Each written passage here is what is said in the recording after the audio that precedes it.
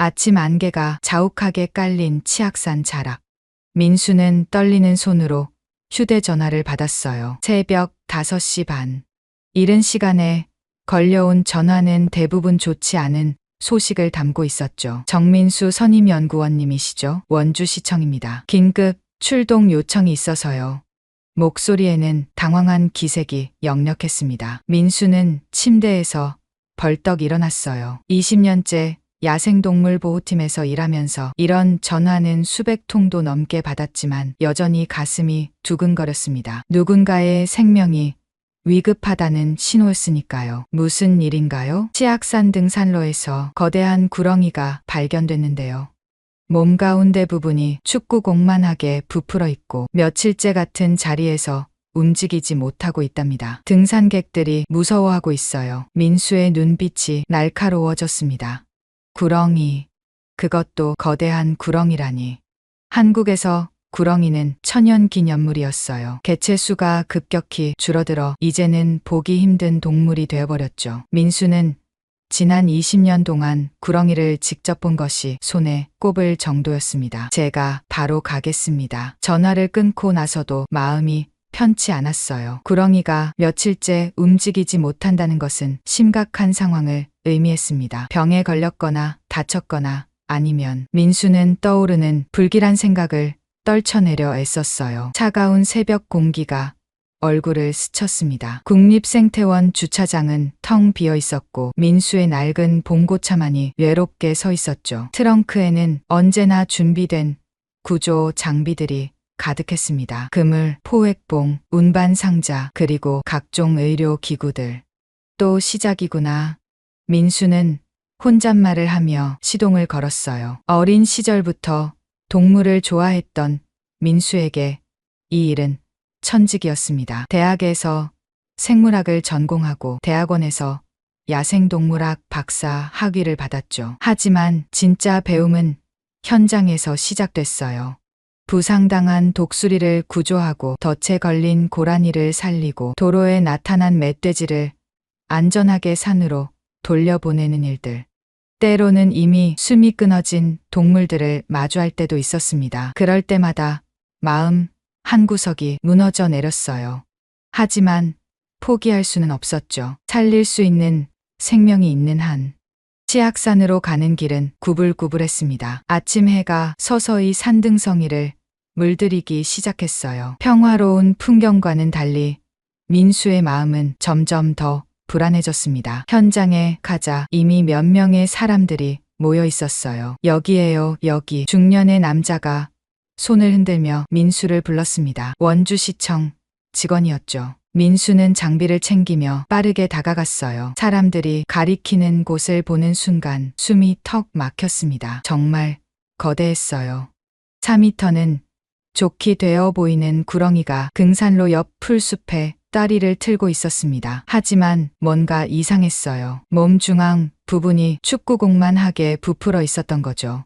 맙소사. 민수의 입에서 저절로 탄식이 흘러나왔습니다. 20년 경력 중 이런 모습은 처음이었어요. 구렁이가 큰 먹이를 삼켰을 때도 이 정도로 부풀지는 않았습니다. 게다가 며칠째 소화를 시키지 못하고 있다니. 민수는 조심스럽게 다가갔어요. 구렁이는 민수를 힐끗 쳐다봤지만 도망가려 하지 않았습니다. 아니, 도망갈 수 없는 상태였어요. 불쌍한 것. 민수의 마음이 아팠습니다. 열화상 카메라를 꺼내 구렁이의 몸을 스캔했어요. 화면에 나타난 영상을 보고 민수는 눈을 의심했습니다. 부풀어 오른 부분의 온도 분포가 정상적이지 않았어요. 일반적인 소화 과정이라면 균일한 온도를 보여야 하는데 이상하게 차가운 부분과 뜨거운 부분이 뒤섞여 있었죠. 이게 뭐지? 민수는 휴대용 전자파 측정기를 꺼냈습니다. 야생동물 주변에서 전자파를 측정하는 것은 이상한 일이었지만 뭔가 직감이 들었어요. 삐삐삐. 측정기에서 신호음이 울렸습니다. 민수의 얼굴이 창백해졌어요. 구렁이 뱃속에서 미세한 전자기 신호가 나오고 있었던 겁니다. 이건 말이 안 돼. 손이 떨리기 시작했어요. 순간 등골이 서늘해졌습니다. 민수는 급히 휴대전화를 꺼내 동료에게 전화를 걸었어요. 서연아, 나야. 지금 당장 초음파 장비 가지고 치악산으로 와줄 수 있어? 민수 오빠, 무슨 일이에요? 목소리가 왜 그래요? 최서연은 민수와 10년째 함께 일하는 수의사였습니다. 민수보다 나이는 어렸지만 실력은 누구보다 뛰어났죠. 설명할 시간이 없어. 제발 빨리 와줘. 뭔가 큰일이 일어나고 있는 것 같아. 민수의 절박한 목소리에 서연도 긴장했습니다. 알겠어요. 30분 안에 갈게요. 전화를 끊고 민수는 다시 구렁이를 바라봤어요. 구렁이의 눈은 고통스러워 보였습니다. 민수는 그 눈을 똑바로 마주 봤어요. 조금만 참아. 내가 꼭 도와줄게. 시청 직원이 불안한 표정으로 물었습니다. 박사님, 뭔가 심각한 건가요? 민수는 잠시 망설였어요. 아직 확실하지 않은 상황에서 사람들을 불안하게 만들고 싶지 않았죠. 일단 정밀 검사를 해봐야 알 것 같습니다. 혹시 이 구렁이를 처음 발견한 분이 누구인지 아시나요? 아, 저쪽에 계신 할아버지예요. 매일 아침 등산하시는 분인데 3일 전부터 구렁이가 여기 있었다고 하시네요. 민수는 할아버지에게 다가갔습니다. 안녕하세요, 어르신. 저는 국립생태원에서 나온 정민수라고 합니다. 구렁이를 처음 보셨을 때 상황을 좀 자세히 말씀해 주실 수 있으신가요? 할아버지는 수염을 쓸어내리며 생각에 잠겼어요. 그게 3일 전 새벽이었어. 여느 때처럼 산책하고 있었는데 갑자기 이상한 소리가 들렸지. 뭔가 꿀꺽꿀꺽 삼키는 소리 같기도 하고. 민수의 눈빛이 예리해졌습니다. 그때 구렁이가 뭔가를 삼키고 있었나요? 그건 잘 모르겠어. 너무 어두워서 제대로 보지는 못했거든. 하지만 분명 뭔가를 하고 있었어. 그리고 그때부터 저 자리에서 움직이지 않고 있지. 민수는 고개를 끄덕였어요. 3일. 구렁이가 먹이를 소화시키는 데는 보통 일주일 정도 걸리지만 이 상태로 3일을 버틴 것도 기적이었습니다. 30분 후 서연이 도착했어요. 그녀는 초음파 장비를 들고 헐레벌떡 뛰어왔습니다. 오빠, 이게 그 구렁이에요? 정말 크네요. 서연아, 빨리 초음파 검사를 해봐.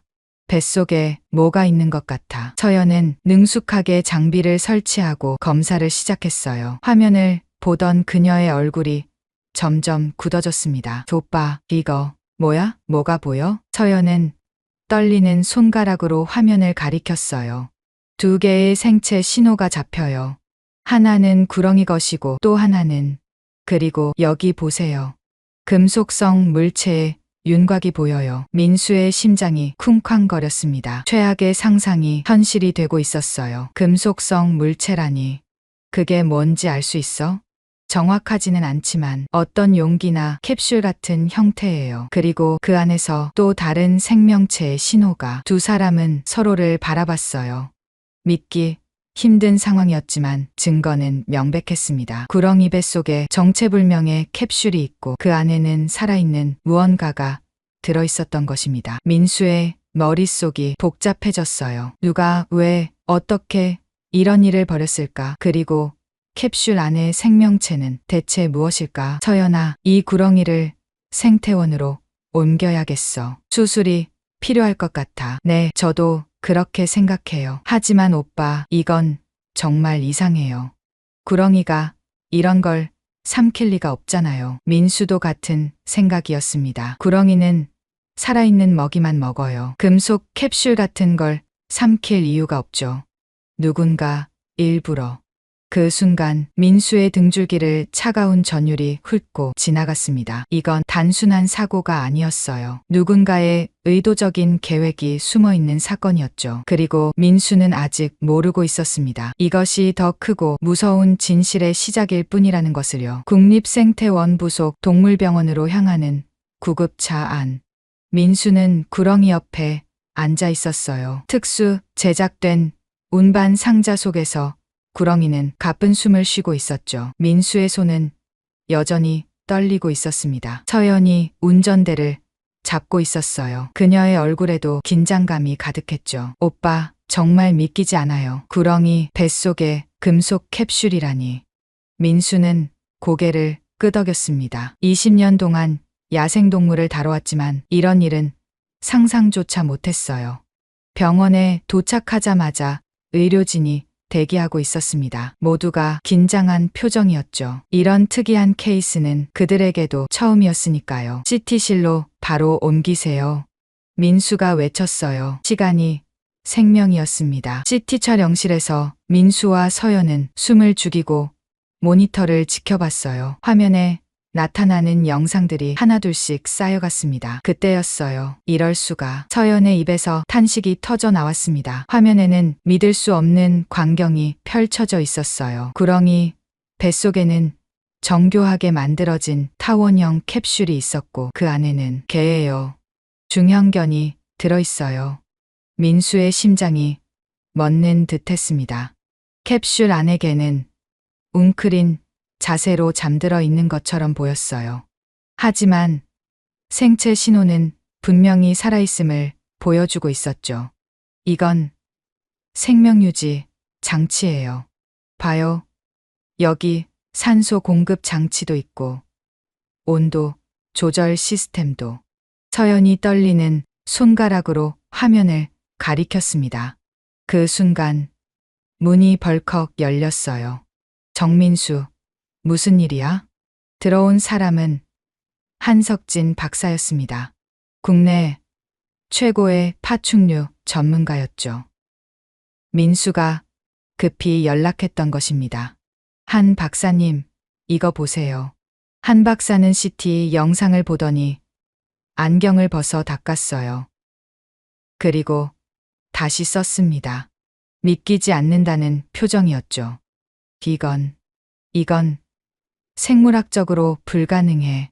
구렁이가 이런 크기의 무생물체를 삼킬 리가 없어. 한 박사의 목소리가 떨렸어요. 게다가 이 캡슐의 지름이.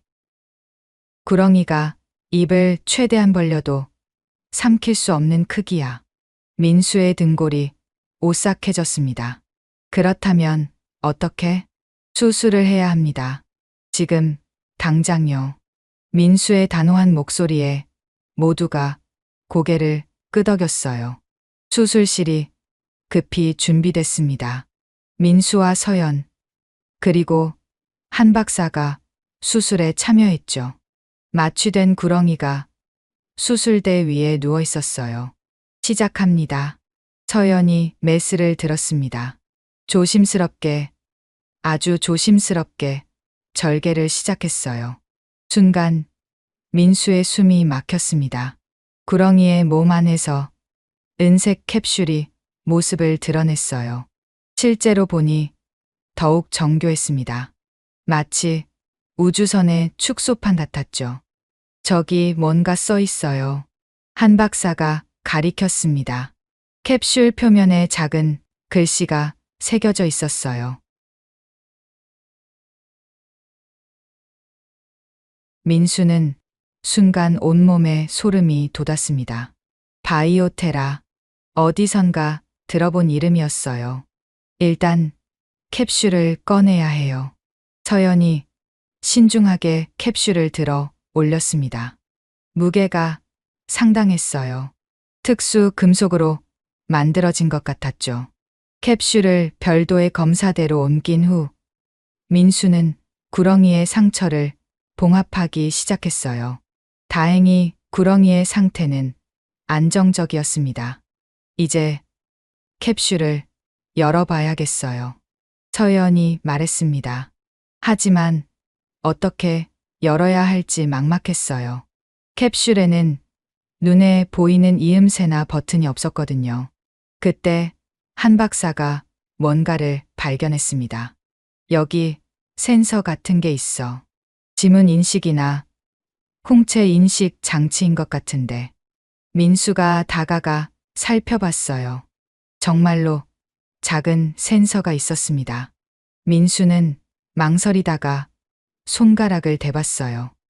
삐빅, 거부, 신호음이 울렸습니다. 역시 특정인만 열 수 있게 되어 있나 봐요. 서연이 한숨을 쉬었습니다. 하지만 그 순간 기적 같은 일이 일어났어요. 캡슐에서 치직 소리가 나더니 천천히 열리기 시작한 것입니다. 뭐야? 왜 갑자기? 세 사람은 숨을 죽이고 지켜봤습니다. 캡슐이 완전히 열리자 안에서 하얀 김이 피어올랐어요. 그리고 그 안에는 진돗개예요. 서연이 외쳤습니다. 하얀 털의 진돗개가 마치 잠든 것처럼 누워 있었어요. 가슴이 미세하게 오르내리고 있었죠. 살아 있었습니다. 민수는 조심스럽게 개의 상태를 확인했어요. 체온은 정상보다 훨씬 낮았고 심박수도 분당 10회 정도로 극도로 느렸습니다. 인공동면 상태예요. 특수한 약물을 사용한 것 같아요. 서연이 개의 목에서 작은 칩을 발견했습니다. 신원 확인 칩이에요. 읽어볼게요. 스캐너로 칩을 읽자 정보가 나타났습니다. 이름 백두 품종 진돗개, 나이 3살 소유자 뮤처라 리서치라. 민수의 주먹이 꽉 쥐어졌어요. 분노가 치밀어 올랐습니다. 이 개를 실험에 이용한 거예요. 도대체 무슨 실험을? 그때였습니다. 삐. 캡슐에서 날카로운 전자음이 울리기 시작했어요. 그리고 작은 LED 불빛이 깜빡이기 시작했죠. 뭔가 신호를 보내는 것 같아요. 한 박사가 소리쳤습니다. 민수는 직감적으로 알았어요. 이것은 위치 추적 신호였습니다. 누군가에게 캡슐이 열렸다는 것을 알리는. 30분도 지나지 않아 민수의 직감은 현실이 됐어요. 병원 로비가 갑자기 소란스러워졌습니다. 검은 정장을 입은 사람들이 들이닥친 것이었죠. 뭐야? 당신들 누구야? 경비원이 막으려 했지만 그들은 거침없이 밀고 들어왔어요. 선두에 선 여자가 신분증을 내밀었습니다. 바이오테라 법무팀 김 변호사입니다. 저희 회사 자산을 회수하러 왔습니다. 민수가 급히 로비로 내려갔어요. 분노로 얼굴이 붉어져 있었죠. 자산이라고요? 살아있는 생명을 자산이라고 부르는 겁니까? 김 변호사는 차가운 표정으로 서류를 내밀었어요. 이 개체는 저희 회사의 연구 자산입니다. 법적 소유권이 저희에게 있죠. 즉시 반환해 주시기 바랍니다. 터무니없는 소리. 이 개는 명백히 학대받은 상태입니다. 그리고 천연기념물인 구렁이를 이용한 것도 증거가 있습니까? 김 변호사의 목소리는 얼음처럼 차가웠어요. 저희는 분실된 연구 자산을 찾으러 온 것뿐입니다. 구렁이 운운하는 것은 무슨 말씀이신지 모르겠네요. 민수의 이가 갈렸습니다. 그들은 모든 것을 부정하려 들고 있었어요. CCTV가 있습니다.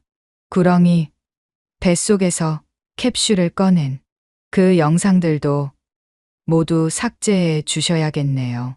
김 변호사가 끼어들었습니다.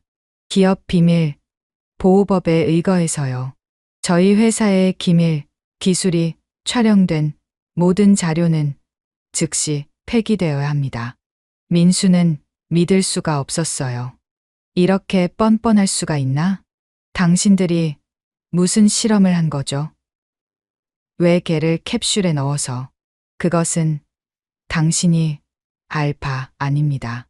검은 정장의 남자들이 수술실로 향했어요. 민수가 막으려 했지만 소용없었습니다. 경찰을 부르겠습니다. 그러세요. 하지만 저희는 합법적인 절차를 따르고 있습니다. 김 변호사는 자신만만했어요. 민수는 무력감에 주저앉고 싶었습니다. 하지만 포기할 수 없었어요. 서연과 한 박사가 민수 옆으로 다가왔습니다. 오빠, 우리가 뭔가 해야 해요. 서연의 눈에는 결의가 담겨 있었어요. 바이오테라 직원들은 캡슐과 진돗개를 가져갔습니다.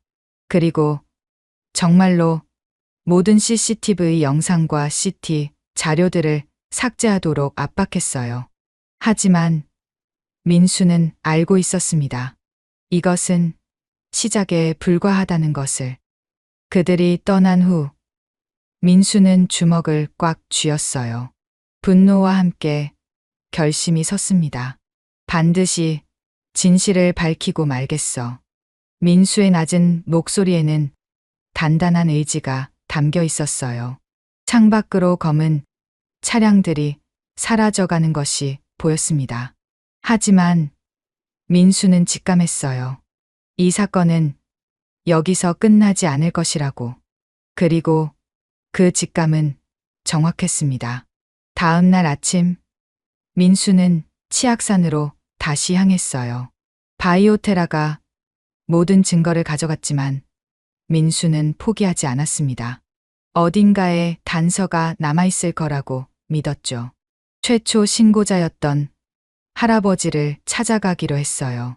그 할아버지가 구렁이를 3일 동안 지켜봤다면 뭔가 더 알고 있을지도 모르니까요. 마을 입구에서 할아버지를 만났습니다. 하지만 뭔가 이상했어요. 할아버지, 안녕하세요. 어제 구렁이 때문에 만났던 정민수입니다. 할아버지는 민수를 빤히 쳐다봤어요. 그 눈빛에는 아무런 인식의 빛이 없었습니다. 구렁이? 무슨 구렁이? 민수의 심장이 쿵 내려앉았어요. 어제 아침에 치악산에서요. 거대한 구렁이를 발견하셨다고. 젊은이, 무슨 소리를 하는 거요? 난 구렁이 같은 거 본 적 없소. 할아버지의 목소리는 단호했습니다. 거짓말을 하는 것 같지 않았어요. 정말로 기억하지 못하는 것처럼 보였죠. 민수는 당황했습니다. 분명 어제는. 혹시 어제 이상한 일이 없으셨나요? 누군가 찾아왔다거나. 할아버지는 잠시 생각하는 듯 했어요. 아, 그러고 보니 어제 저녁에 보건소에서 왔다는 사람들이 있었지. 무료 건강 검진을 해준다고 해서. 민수의 눈이 번뜩였습니다. 어떤 사람들이었나요? 검은 차를 타고 온 젊은 사람들이었어. 친절하긴 했는데 이상하게 검진이 끝나고 나니 머리가 멍해지더라고. 순간 민수의 등줄기가 서늘해졌어요. 기억 조작. 설마 그런 일이 가능한가? 민수는 서둘러 마을을 돌아다니며 주민들을 만났어요. 놀랍게도 비슷한 이야기가 계속 나왔습니다. 검은 차량을 탄 사람들이 왔었죠. 무료 검진이라고 했어요. 주사도 놓아주고. 그 후로 며칠 동안 기억이 흐릿해요. 민수의 주먹이 떨렸습니다. 바이오테라. 그들은 목격자들의 기억까지 지우려 한 것이었어요. 그때 휴대전화가 울렸습니다. 모르는 번호였어요. 여보세요?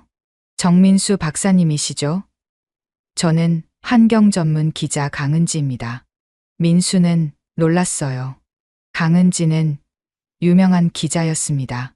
환경 문제를 깊이 파고드는 것으로 정평이 나 있었죠. 저를 어떻게. 어제 바이오테라가 국립생태원에 들이닥쳤다는 소식을 들었어요.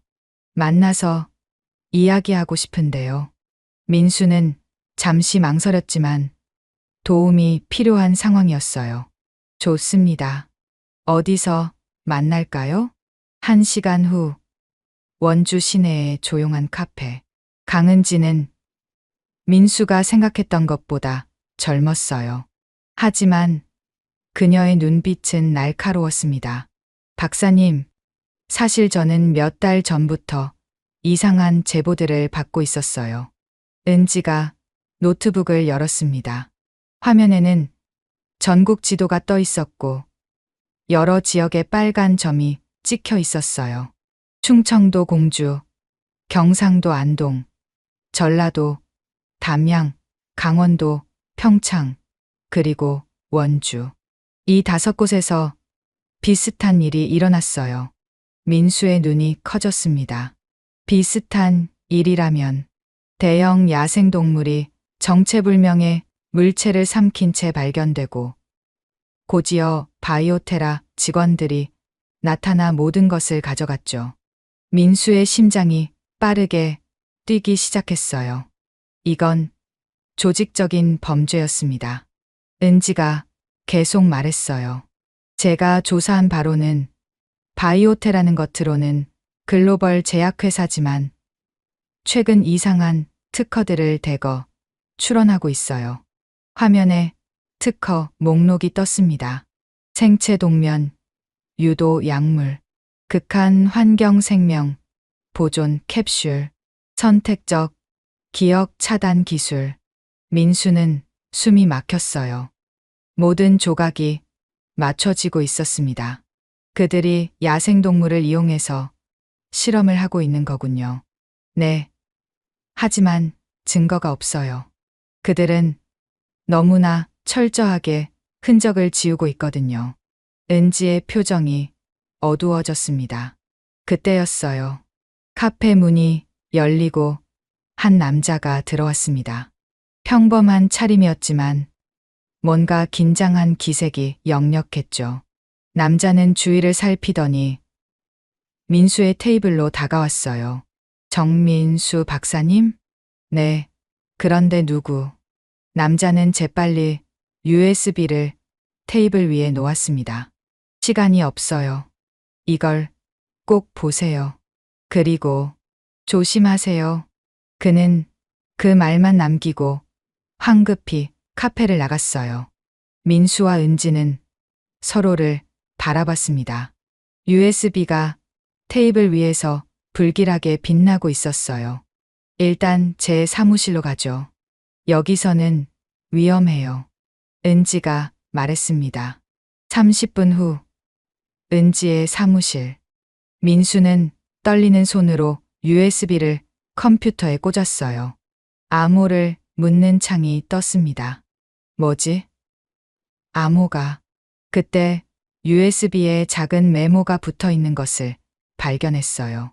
진실은 밝혀져야 한다.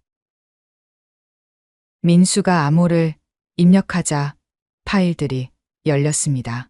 첫 번째 영상을 클릭하는 순간 민수는 자신의 눈을 의심했어요. 하얀 실험실, 철창 안에 갇힌 동물들, 그리고 바이오테라 로고가 선명하게 보였습니다. 이건 영상 속에서 연구원들이 개에게 주사를 놓고 있었어요. 몇 분 후 개는 깊은 잠에 빠졌습니다. 아니, 그것은 잠이 아니었어요. 인공 동면 상태였죠. 다음 장면에서는 개를 캡슐에 넣고 있었습니다. 민수가 본 것과 똑같은 캡슐이었어요. 맙소사. 은지의 입에서 탄식이 흘러나왔습니다. 더 충격적인 영상들이 이어졌어요.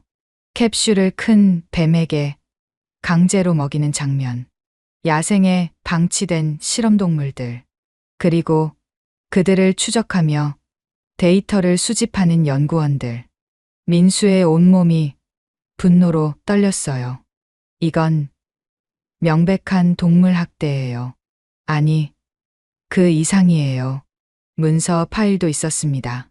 그 내용은 더욱 충격적이었어요. 프로젝트 K9, 극한 환경 생존 실험. 목표, 우주여행 및 장기 보존을 위한 생체 동면, 기술 개발. 1단계, 개과 동물 실험 완료. 2단계, 영장류 실험 진행 중. 3단계, 인간 자원자 모집 예정. 민수의 손이 멈췄습니다. 인간, 실험. 그들의 최종 목표는 인간이었어요.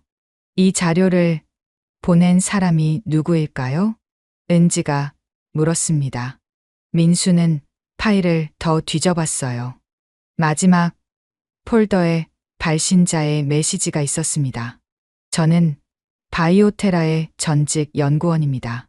더 이상 이런 비인간적인 실험을 지켜볼 수 없어서 이 자료를 보냅니다.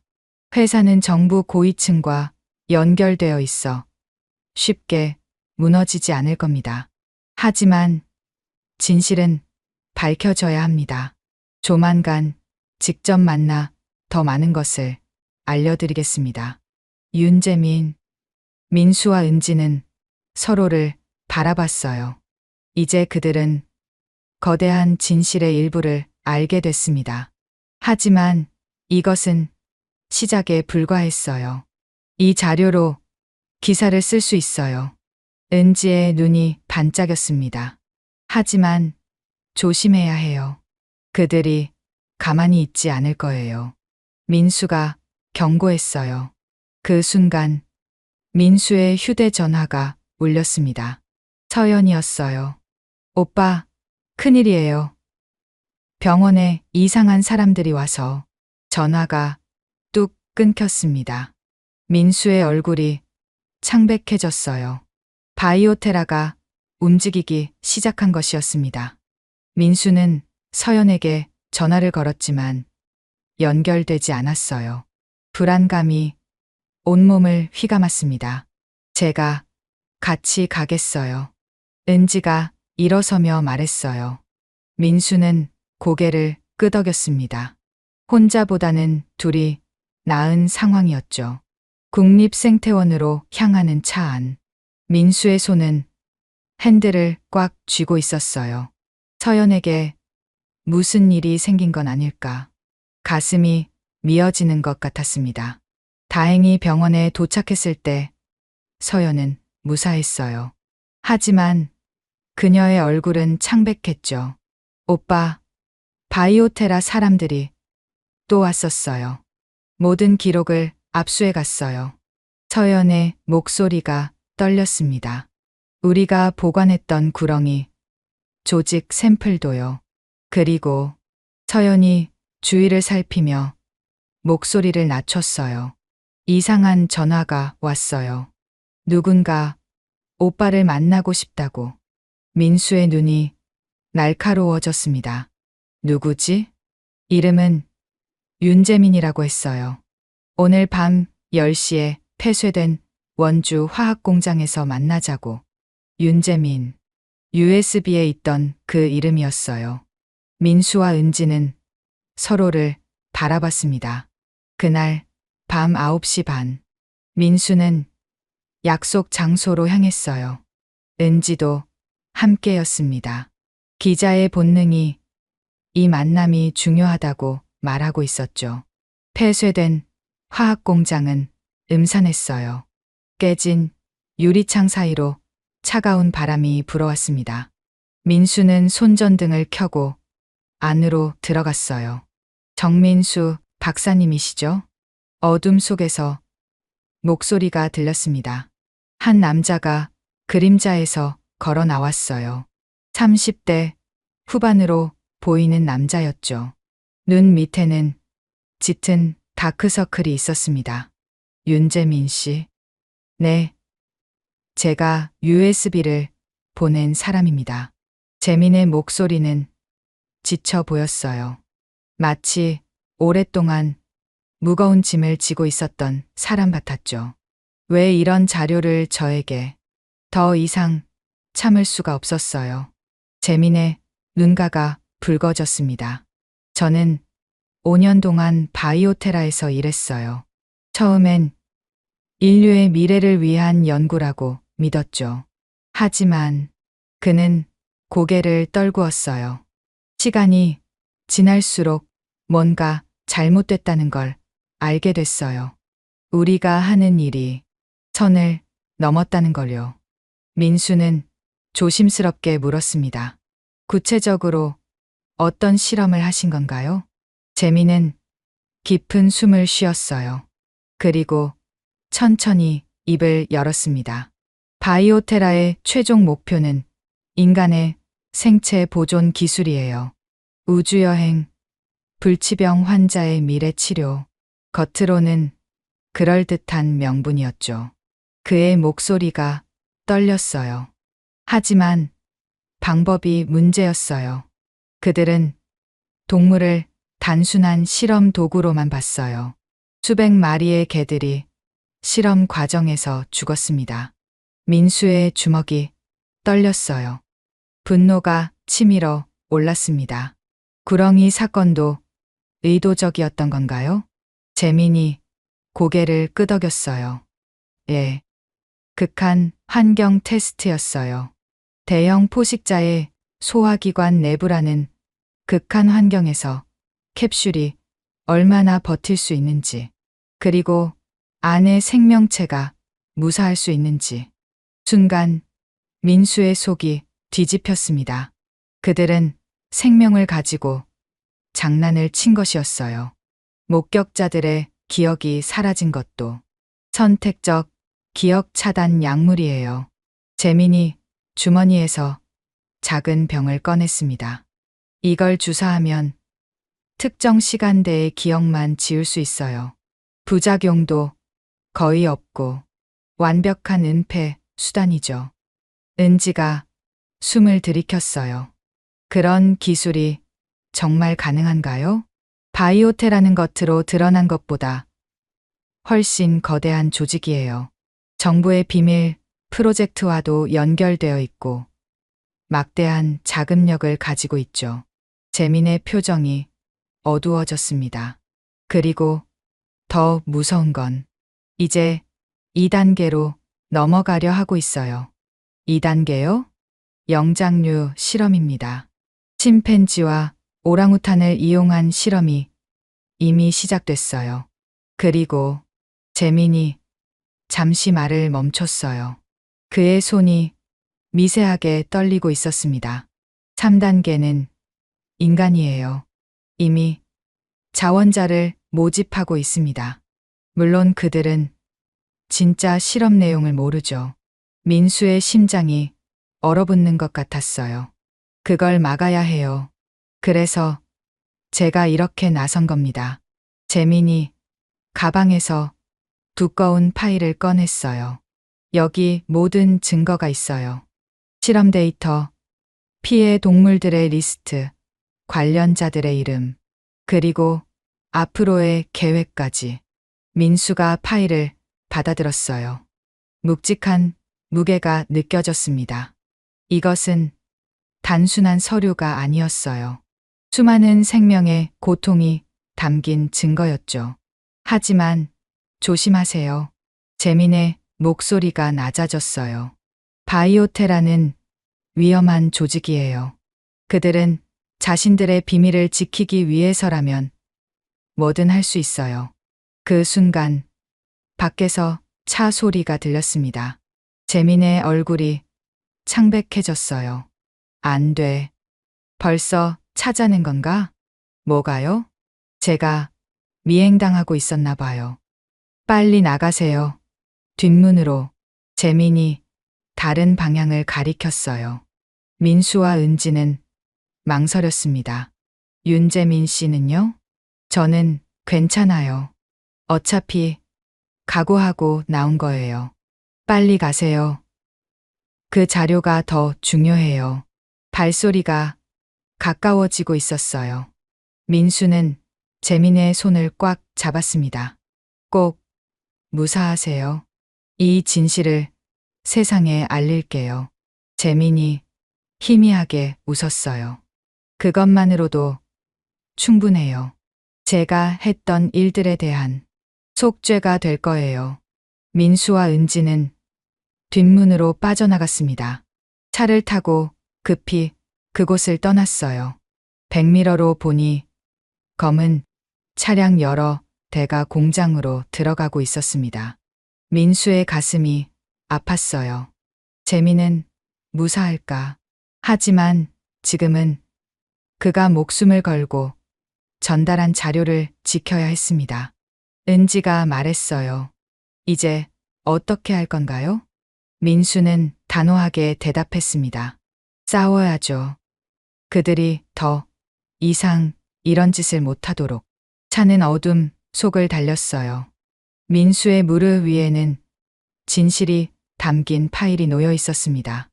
무겁고도 뜨거운 진실이었죠. 그들은 아직 몰랐어요. 이 파일이 얼마나 큰 파장을 일으킬지, 그리고 바이오테라가 얼마나 필사적으로 이것을 되찾으려 할지. 하지만 민수는 두렵지 않았어요. 아니, 두려워할 수 없었습니다. 고통받는 생명들을 위해서, 그리고 진실을 위해서. 전투는 이제 시작이었습니다. 일주일 후, 은지의 사무실은 전쟁터 같았어요. 벽에는 전국 지도가 걸려 있었고, 빨간 핀이 수십 개 꽂혀 있었습니다. 각각의 핀은 바이오테라의 실험 피해 지역을 나타냈죠. 민수는 전화기를 귀에 대고 있었어요. 네.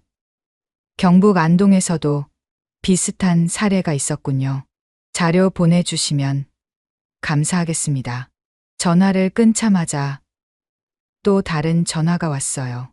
전국의 생태원과 동물보호단체에서 제보가 쏟아지고 있었습니다. 서연이 노트북 앞에서 외쳤어요. 오빠, 또 하나 찾았어요.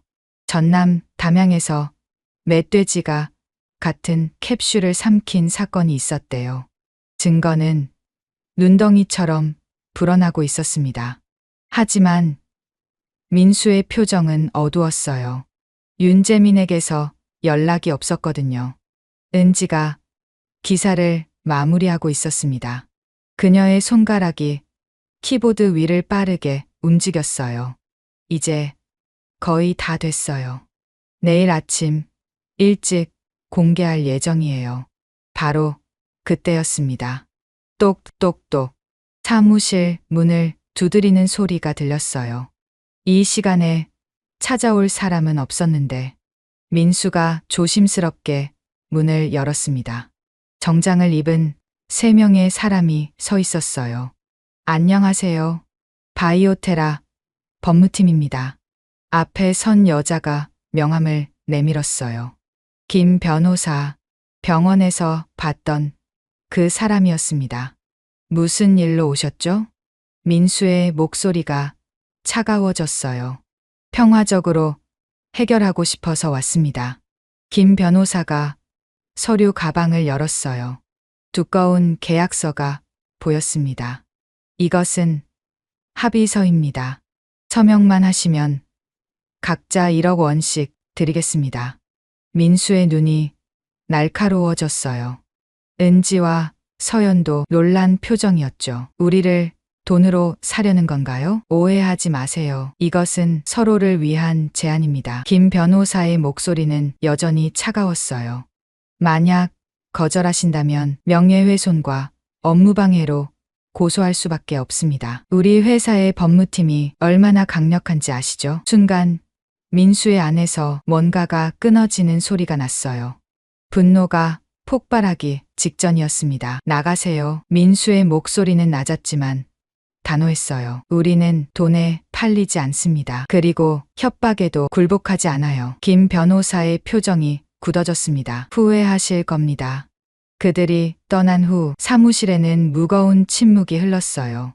정말 괜찮을까요? 서연이 걱정스럽게 물었습니다. 민수는 주먹을 꽉 쥐었어요. 괜찮아. 우리가 옳은 일을 하고 있잖아. 은지가 일어섰습니다. 그녀의 눈은 결의에 차 있었어요. 기다리지 말고 지금 당장 기사를 올려요.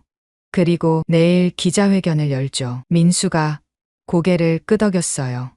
동물보호단체와 환경단체에 연락할게요. 함께 해달라고. 그날 밤은 길었습니다. 민수는 밤새 전화를 걸었어요. 다행히 많은 단체가 동참하겠다고 했죠. 새벽 5시 은지의 기사가 온라인에 올라갔습니다. 충격, 대기업 바이오테라의 잔인한 동물 실험 실태. 기사에는 모든 증거가 담겨 있었어요. 실험 영상, 피해 동물 리스트, 내부 문서들, 그리고 무엇보다 충격적인 것은 앞으로의 인체 실험 계획이었죠. 반응은 폭발적이었습니다. 1시간 만에 조회수 10만. 댓글은 분노로 가득했어요. 이게 진짜라면 정말 끔찍하다. 동물을 이렇게 학대하다니. 당장 수사해야 한다. 오전 10시 서울 프레스센터. 기자회견장은 기자들로 가득했어요. 민수는 떨리는 마음을 진정시키며 단상에 올랐습니다. 안녕하세요. 저는 국립생태원의 정민수입니다. 수십 개의 카메라가 민수를 향했어요. 플래시가 터졌습니다. 민수는 천천히 그러나 명확하게 말하기 시작했어요. 구렁이 발견부터 시작해서 모든 진실을 털어놨습니다. 스크린에는 증거 자료들이 하나씩 떴어요. 실험 영상이 나올 때마다 기자들 사이에서 탄식이 흘러나왔죠. 이것은 단순한 동물 학대가 아닙니다. 생명을 실험 도구로만 보는 비윤리적 기업의 만행입니다. 민수의 목소리에는 힘이 있었어요. 그때였습니다. 회견장 문이 열리고 한 남자가 들어왔어요. 모자를 깊게 눌러쓰고 있었지만 민수는 알아봤습니다. 윤재민이었어요. 그는 천천히 단상으로 올라왔습니다. 얼굴에는 멍 자국이 있었지만 눈빛은 살아있었어요. 저는 바이오테라의 전직 연구원 윤재민입니다. 회견장이 술렁였어요. 재민은 마이크를 잡고 증언을 시작했습니다. 저는 5년 동안 이 프로젝트에 참여했습니다. 그리고 이제 모든 진실을 말하려고 합니다. 재민의 증언은 충격적이었어요. 실험의 구체적인 방법, 희생된 동물의 수, 은폐 공작, 모든 것이 낱낱이 드러났습니다. 저도 공범입니다. 하지만 더 이상은 침묵할 수 없었습니다. 재민의 눈에서 눈물이 흘렀어요. 기자회견이 끝난 후 파장은 걷잡을 수 없이 커졌습니다. 시민들이 거리로 나왔어요. 바이오테라 본사 앞에는 시위대가 모였죠. 생명은 실험 도구가 아니다. 동물 학대 기업 바이오테라 규탄한다. 정부도 움직이기 시작했습니다. 그날 오후 검찰이 바이오테라 본사를 압수수색했어요. 일주일 후 텔레비전 뉴스에서 속보가 나왔습니다. 바이오테라 한국 지사장과 연구소장이 동물보호법 위반 혐의로 구속됐습니다. 검찰은 추가 수사를 통해 민수는 생태원 사무실에서 뉴스를 보고 있었어요. 서연과 은지도 함께였죠. 우리가 해냈어요. 서연이 환호했습니다. 하지만 민수의 표정은 담담했어요. 이것은 끝이 아니라 시작이었으니까요. 한 달 후 민수는 국회 회의실에 있었어요. 야생동물 보호법 개정을 위한 공청회였죠. 동물 실험에 대한 규제를 대폭 강화해야 합니다. 민수의 제안은 많은 지지를 받았어요. 6개월 후 강원도 산속 새로 만들어진 야생동물 보호구역. 민수는 울타리 너머를 바라보고 있었어요. 그곳에는 바이오테라 실험에서 구조된 동물들이 있었습니다. 천천히 야생으로 돌아갈 준비를 하고 있었죠. 민수야. 뒤에서 재민의 목소리가 들렸어요. 그는 이제 보호구역에서 일하고 있었습니다. 속죄의 마음으로 동물들이 많이 회복됐어. 곧 자연으로 돌아갈 수 있을 거야. 민수는 미소를 지었어요. 비록 모든 동물을 구하지는 못했지만 이제 시작이었습니다. 멀리서 새들이 지저귀는 소리가 들렸어요. 평화로운 소리였죠. 민수는 생각했습니다. 앞으로도 싸워야 할 일들이 많겠지만 포기하지 않을 거라고. 생명을 지키는 일은 멈출 수 없으니까요. 그렇게 새로운 아침이 밝아오고 있었습니다. 즐거우셨나요? 이렇게 지금 이 순간에도 생명을 지키기 위해 많은 사람들이 뛰어다니고 땀 흘리고 있습니다. 항상 감사함을 갖습니다. 이 사연이 즐거우셨다면 구독과 좋아요 부탁드립니다. 오늘 하루 행복하실 겁니다. 다음에 더 좋은 사연으로 찾아뵙겠습니다. 감사합니다. 어머, 서연주 맞지? 한복을 입고 왔네. 지원이 시선이 연주의 한복을 텄습니다. 입꼬리가 묘하게 올라갔어요. 아직도 그런 옷을 입고 다니니? 시골에서는 유행이랬나 봐. 연주의 뺨이 달아올랐습니다. 온몸에 명품을 두른 지원은 마치 패션쇼에 나온 모델 같았습니다. 다이아몬드 목걸이가 조명 아래서 번쩍였죠. 아, 맞다. 너 지금 뭐 한다고 했지? 지원이 목소리에는 조롱이 섞여 있었어요. 나 한의사. 연주가 조용히 말했습니다. 한의사. 서영이 코웃음을 쳤어요. 연주의 목소리는 떨리지 않으려 했었지만 속마음은 무너지고 있었어요. 참, 연주야. 너 결혼했다며? 남편분은 뭐 하시는데? 제약회사 운영해. 제약회사? 설마 그 시골 약방 말하는 거 아니지? 아니, 서울에 있는. 아, 그래? 우리 남편은 TK그룹 회장이야. 알지? 재계순위 10위 안에 드는 그룹. 지원이 자랑스럽게 말했습니다. 서영도 거들었어요. 나는 강남에 피부과 세계 운영 중이야. 연예인들도 많이 와. 두 사람이 서로의 성공을 자랑하는 동안 연주는 조용히 앉아 있었어요. 가슴이 답답했습니다. 숨이 막힐 것 같았어요. 그때였습니다. 웨이터가 뜨거운 차를 가져왔어요. 지원이 찻잔을 들었습니다. 그 순간이었습니다. 앗! 지원이 손이 미끄러지는 척하며 뜨거운 차가 쏟아졌어요. 뜨거운 액체가 연주의 한복에 그대로 쏟아졌습니다. 어머, 미안. 지원이 놀란 척 소리쳤지만 입꼬리는 올라가 있었어요. 정말 미안해. 한복 앞섬이 갈색으로 얼룩져 있었어요. 하지만 연주는 참았습니다. 괜찮아. 혹시 변상해줄까? 얼마짜리야? 5만 원? 10만 원? 지원이 지갑을 꺼내며 물었어요. 연주는 더 이상 참을 수 없었습니다. 그 순간 정장을 입은 사람들이 우르르 몰려왔고 그곳에 있던 모두가 충격을 받았습니다. 도대체 무슨 일이 일어났는지 충격적인 반전의 순간을 함께 들어보겠습니다. 그 전에 아주 잠깐 구독과 좋아요 잊지 않으셨죠? 눌러주시면 오늘 하루 행복하실 겁니다. 시작하겠습니다. 감싸고 있었습니다. 연주는 이슬에 젖은 약초잎을 조심스럽게 만졌어요. 차가운 물방울이 손끝에 닿자 순간 가슴이 뭉클해졌습니다. 할머니, 오늘도 보고 계시죠? 빈 공기를 향해 속삭인 말이었지만 어디선가 할머니의 따뜻한 미소가 느껴지는 것 같았어요. 강원도 깊은 산골. 이곳은 연주에게 집이자 일터였고 무엇보다 삶의 전부였습니다. 약초밭은 할머니가 평생을 바쳐 일군 곳이었죠. 지금은 연주가 그 뜻을 이어받아 돌보고 있었어요. 도라지는 아직 어리네.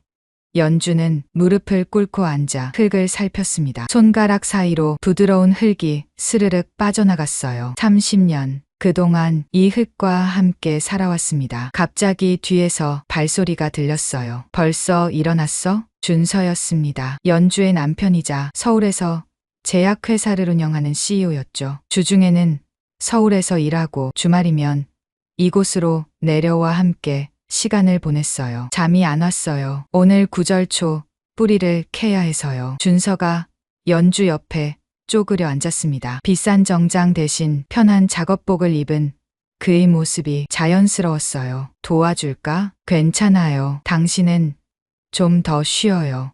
하지만 준서는 이미 장갑을 끼고 있었습니다. 연주는 작은 미소를 지었어요. 이런 순간이 좋았습니다. 화려한 도시 생활을 뒤로하고 흙냄새 맡으며 함께하는 이 시간이요. 두 사람은 말없이 일에 몰두했습니다. 우체부 아저씨다. 멀리서 오토바이 소리가 들렸습니다. 이 외진 곳까지 우편물을 배달하는 우체부 아저씨는 연주에게 유일한 바깥 소식통이었죠. 저 선생님, 편지 왔어요. 우체부가 흰 봉투를 건넸습니다. 연주는 흙 묻은 손을 앞치마에 닿고 편지를 받았어요. 봉투를 여는 순간 연주의 표정이 굳어졌습니다. 청운고등학교 제30주년 동창회 초대장. 글씨를 보는 순간 가슴이 쿵 내려앉았어요. 손이 미세하게 떨렸습니다. 무슨 편지야? 준서가 물었어요. 동창회 초대장이에요. 연주의 목소리가 작아졌습니다. 준서는 아내의 표정을 살피며 조심스럽게 물었죠. 가고 싶어? 연주는 대답하지 못했습니다. 초대장을 든 손이 축 늘어졌어요. 순간 18살의 기억이 물밀듯 밀려왔습니다. 연주야, 우리 딸 서울대 의대 합격이라니. 어머니의 환한 웃음소리가 귓가에 울렸어요. 아버지는 연주를 번쩍 들어올리며 기뻐했죠. 우리 딸이 의사가 되는구나. 그날 밤이었습니다. 부모님은 연주의 합격을 축하하러 외식을 다녀오는 길이었어요. 그리고 연주는 고개를 세차게 저었습니다. 괜찮아요. 옛날 일이에요. 하지만 준서는 알고 있었습니다. 아내가 얼마나 아픈 기억을 가지고 있는지를요. 연주는 초대장을 다시 펼쳤습니다. 발신인 이름이 눈에 들어왔어요. 동창회장 한지원. 순간 가슴 한 구석이 차갑게 식었습니다. 지원. 그 이름을 본 순간 18살의 또 다른 기억이 떠올랐어요. 어머, 연주야. 부모님 일은 정말 안 됐다. 그런데 이제 어떡하니? 대학은? 병원 복도에서 만난 지원의 목소리였습니다. 위로하는 듯했지만 그 눈빛에는 묘한 우월감이 서려 있었어요. 아, 맞다. 너랑 나랑 전교 1등, 2등 다투던 사이였지? 이제 나 혼자 서울대 가게 됐네. 그 말을 듣는 순간 연주의 마음속에서 무언가가 툭 하고 끊어졌습니다. 여보? 준서의 목소리에 연주는 현실로 돌아왔어요. 아, 미안해요. 잠깐 딴 생각을. 연주는 초대장을 접어 주머니에 넣었습니다. 하지만 손은 여전히 떨리고 있었어요. 그때였습니다. 한의원 쪽에서 종소리가 들렸어요. 환자분이 오셨나 봐요. 연주는 재빨리 일어섰습니다. 도망치듯 한의원으로 향했죠. 준서는 그런 아내의 뒷모습을 걱정스럽게 바라봤어요. 한의원에 들어선 연주는 깊게 숨을 들이쉬었습니다. 약재 냄새가 마음을 진정시켰어요. 벽에는 할머니 사진이 걸려 있었습니다. 할머니, 저 어떻게 해야 할까요? 사진 속 할머니는 여전히 온화한 미소를 짓고 있었어요. 연주야, 상처는 숨기면 곪는 법이란다. 때로는 마주해야 치유될 수 있어. 할머니의 말씀이 떠올랐습니다. 그때 할머니는 연주를 꼭 안아주셨죠. 내가 의사가 되지 못한 건 운명이야. 하지만 이곳에서 더 많은 사람을 치유할 수 있을 거야. 연주는 흰 가운을 입으며 마음을 다잡았어요. 30년간 이곳에서 수많은 환자를 치료했습니다. 비록 의사는 아니지만 한의사로서 자부심을 가지고 살아왔죠. 진료실 문이 열렸습니다. 선생님, 제 아이 아토피가 너무 심해요. 젊은 엄마가 아이를 안고 들어왔어요. 아이의 팔에는 빨갛게 부어오른 상처가 가득했습니다. 걱정 마세요. 제가 도와드릴게요. 연주의 목소리에는 확신이 담겨 있었습니다. 이것이 그녀의 일이었고 자부심이었으니까요. 하지만 주머니 속 초대장이 계속 마음을 무겁게 눌렀어요. 저녁이 되었습니다. 준서가 저녁을 준비하는 동안 연주는 약초 창고를 정리했어요. 그곳에는 할머니가 남긴 오래된 공책들이 있었습니다. 비건. 먼지 쌓인 공책을 펼치자 할머니의 손글씨가 보였어요. 천년초 재배일지. 연주의 눈이 커졌습니다. 이 약초는 할머니가 평생 연구한 특별한 식물이었죠. 시중에서는 구할 수 없는 희귀한 약초였어요. 할머니가 이렇게 자세히 기록을 남기셨구나. 페이지를 넘기며 연주는 감탄했습니다. 온도, 습도, 토양 상태까지 세세하게 적혀 있었어요. 여보, 밥 먹어. 준서의 목소리에 연주는 공책을 덮었습니다. 식탁에는 간단하지만 정성스러운 음식이 차려져 있었어요. 준서의 요리 실력은 날로 늘고 있었죠. 맛있겠다. 동창회 얘기 더 해볼까? 준서가 조심스럽게 물었습니다. 연주는 잠시 젓가락을 멈췄어요. 사실 가고 싶기도 하고 가기 싫기도 해요. 왜? 그때 그 아이들이 지금은 어떻게 살고 있을까 궁금하기도 하고. 하지만 연주는 말을 멈췄습니다. 하지만 날 어떻게 볼까 무서워요. 서울대 의대 합격했던 애가 시골에서 약초나 캐고 있다고 비웃을 것 같아요. 준서가 연주의 손을 잡았습니다. 당신은 훌륭한 한의사야. 그 누구도 당신을 비웃을 자격은 없어. 연주는 남편을 바라봤어요. 그의 눈에는 진심이 담겨 있었습니다. 특히 지원이가 제일 무서워요. 한지원? 동창회장? 예. 우리는 늘 라이벌이었어요. 전교 1등, 2등을 다퉜죠. 근데 제가 대학을 포기하니까 그 애가 보인 표정이. 연주는 고개를 숙였습니다. 동정인 척하면서도 은근히 기뻐하는 게 보였어요. 제 불행이 자기 성공의 디딤돌이 된 것처럼요. 준서가 아내를 꼭 안아줬습니다. 과거는 과거야. 지금의 당신이 중요한 거야. 연주는 남편의 품에서 위로를 받았어요. 하지만 마음 한구석의 응어리는 쉽게 풀리지 않았습니다. 그날 밤 연주는 잠을 이루지 못했어요. 창밖으로 보이는 별들을 보며 생각에 잠겼습니다. 30년이 지났는데도 왜 이렇게 아플까요? 어쩌면 할머니 말씀이 맞을지도 몰라. 상처는 마주해야 치유된다고. 연주는 베개 밑에 둔 초대장을 꺼냈어요. 달빛에 비친 글씨들이 선명했습니다. 날짜는 다음 달. 장소는 서울 강남의 특급 호텔이었어요. 가야 하나. 작은 목소리로 중얼거렸습니다. 그때 옆에서 자던 준서가 돌아 누웠어요. 못 자. 깨웠어요? 괜찮아. 같이 가줄까? 동창회에.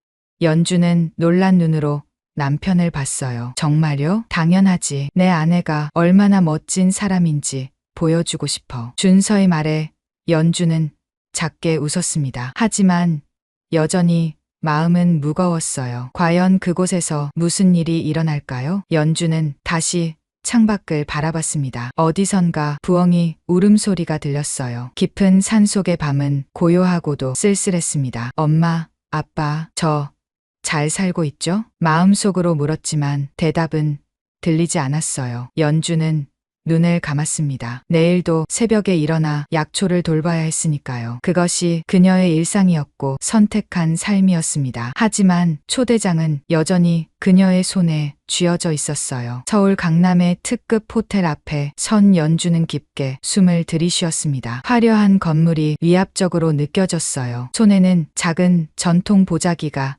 들려 있었습니다. 그 안에는 직접 만든 약차가 담겨 있었죠. 동창들에게 선물하려고 준비한 것이었어요. 괜찮아? 옆에 선 준서가 걱정스럽게 물었습니다. 연주는 억지로 미소를 지었어요. 네, 괜찮아요.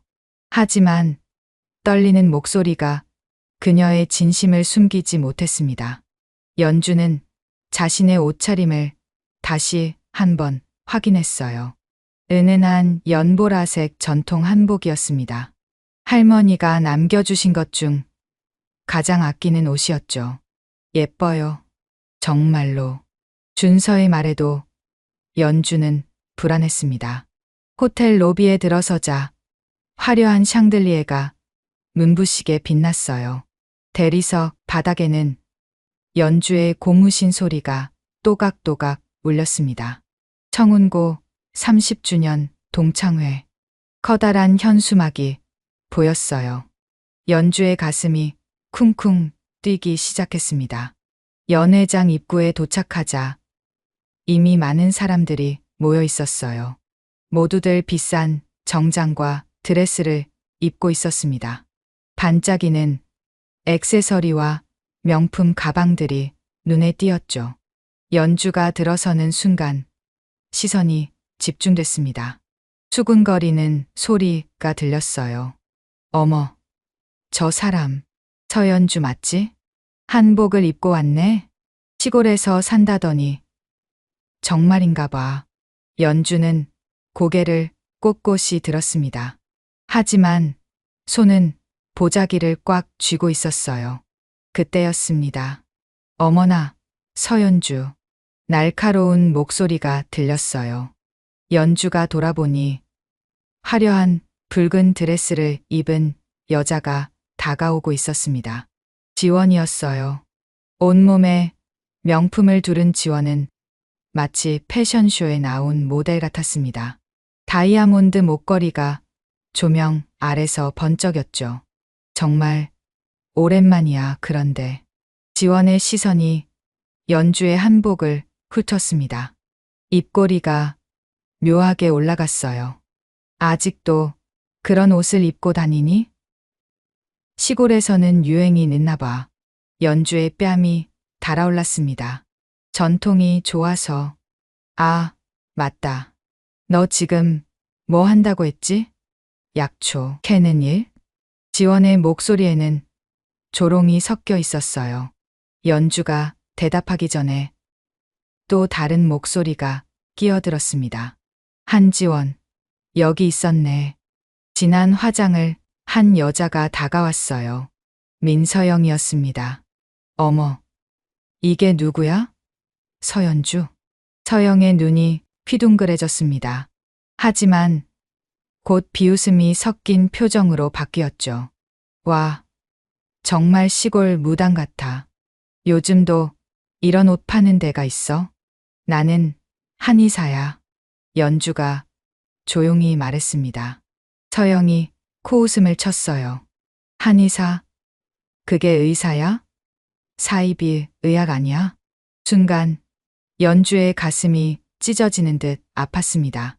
한의학은 5,000년의 역사를 가진 5,000년 전 미신이지 뭐.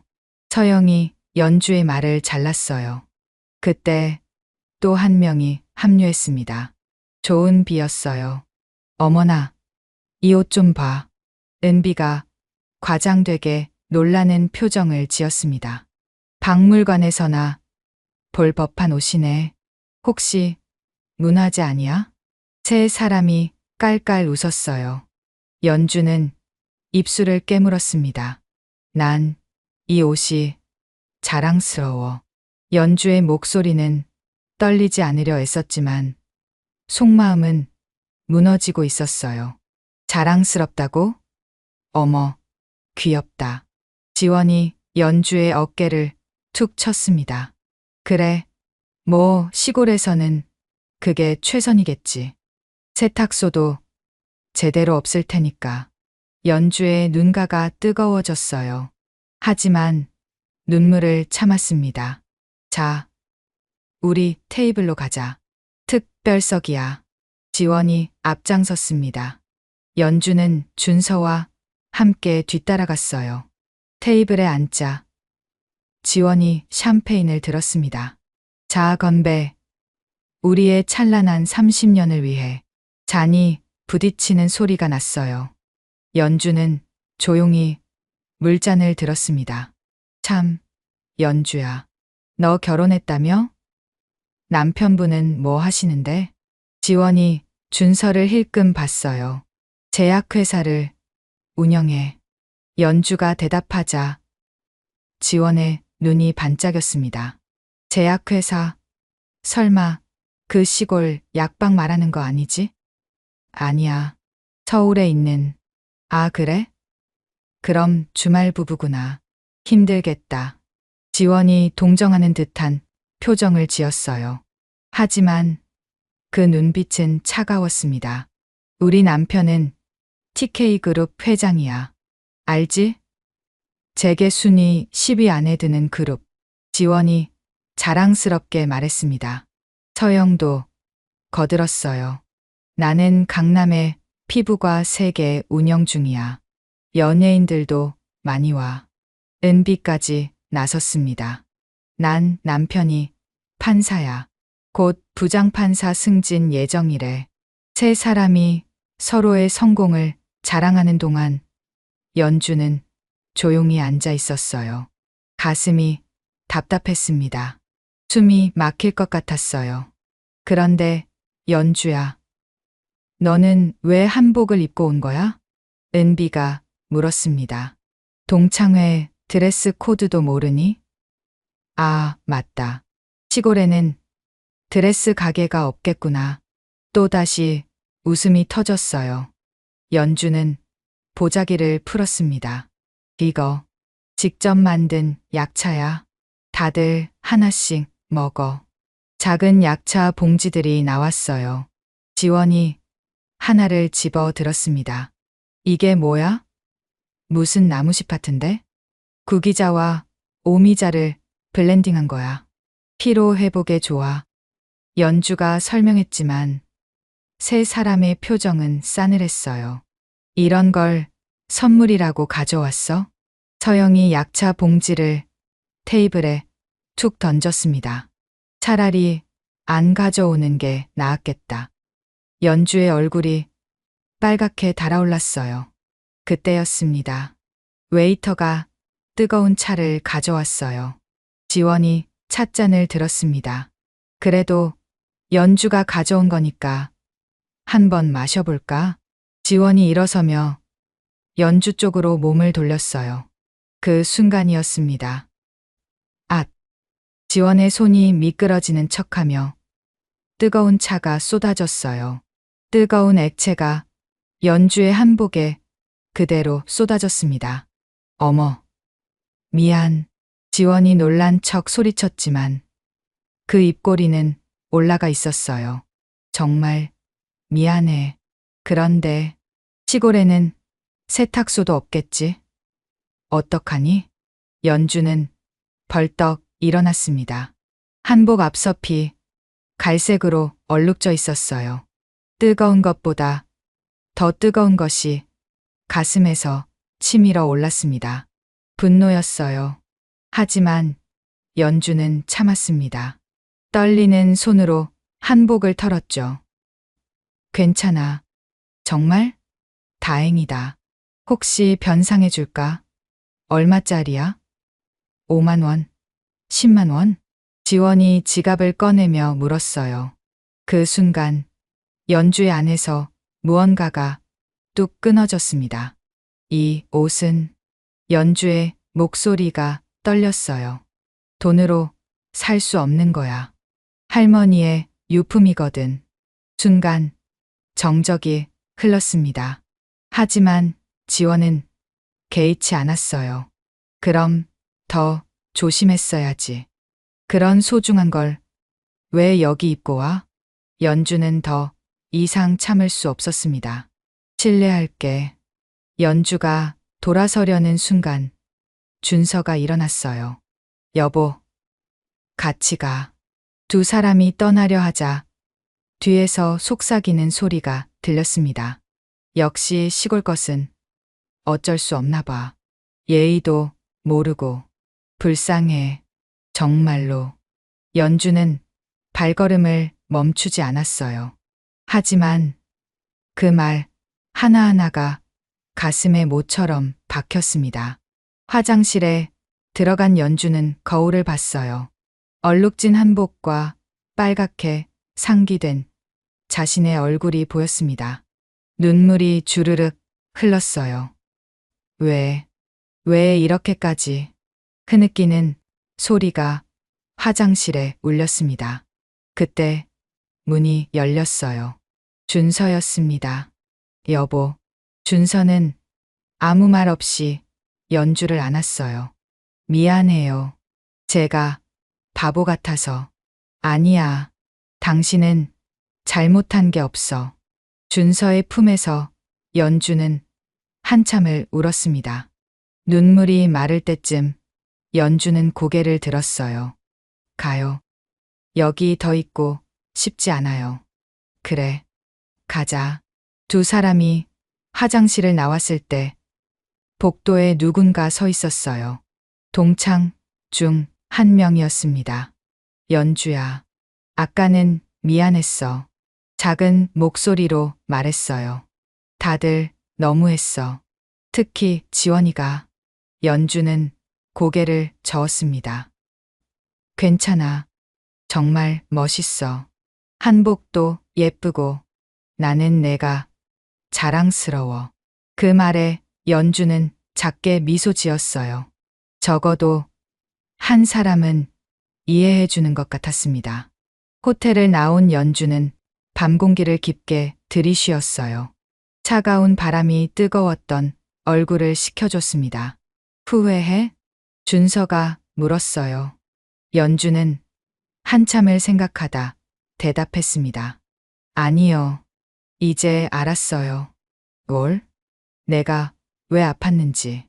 그리고 이제는 더 이상 아프지 않을 거라는 걸요. 연주는 하늘을 올려다봤어요. 도시의 불빛에 가려 별은 보이지 않았지만 그녀는 알고 있었습니다. 저 너머 산속에는 별이 가득하다는 걸. 그리고 그곳이 자신의 집이라는 걸요. 가요. 집에 가고 싶어요. 연주의 목소리는 이제 떨리지 않았습니다. 오히려 단단해진 것 같았어요. 마치 폭풍을 견딘 나무처럼. 산으로 돌아온 지 일주일이 지났습니다.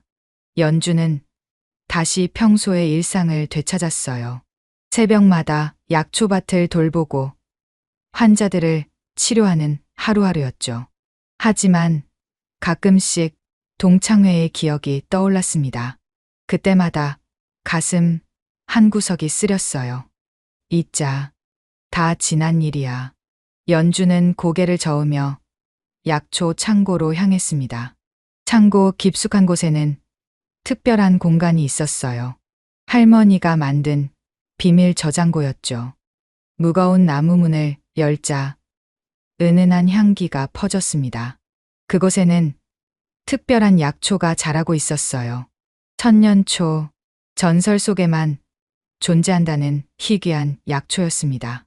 하지만 연주의 할머니는 50년 전 깊은 산에서 이 약초를 발견했죠.